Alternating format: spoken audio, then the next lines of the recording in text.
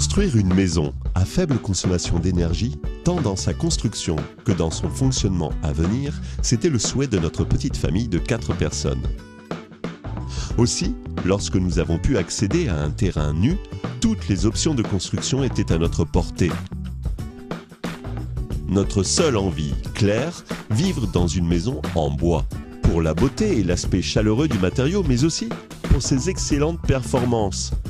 En effet, le bois stocke le CO2 et nous apporte un bon confort thermique. En plus, c'est un chantier rapide avec un impact réduit sur l'environnement. Sur les conseils de l'espace Info Énergie, nous nous sommes donc orientés vers une maison à ossature bois posée sur une chape de béton. Rien n'a été laissé au hasard pour optimiser les performances thermiques.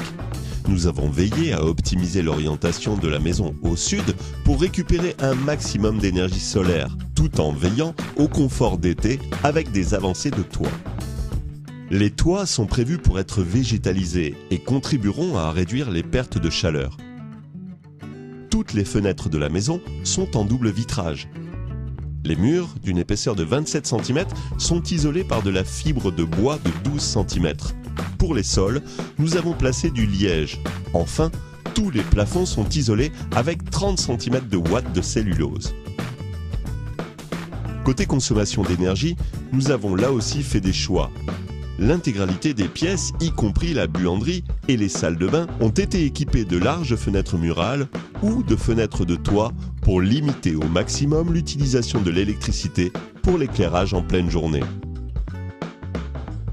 Pour l'eau chaude sanitaire, nous avons opté pour des panneaux solaires. Et avec l'argent du crédit d'impôt que nous avons récupéré, nous allons installer une cuve de récupération d'eau de pluie. Le chantier a été plutôt rapide, puisque l'ossature bois a été découpée et montée sur place en 3 semaines, et que notre maison de 130 mètres carrés a été achevée en 4 mois par 3 personnes à temps plein. Le surcoût de ces matériaux écologiques a été largement compensé par le fait que nous n'avons pas eu besoin d'investir dans un système de chauffage traditionnel. Un poêle à bois labellisé flamme verte suffit à chauffer toute la maison qui atteint vite les 19 degrés préconisés. La maison, sans le fonctionnement du poêle, quelle que soit la température extérieure, ne descend jamais en dessous de 16-17 degrés.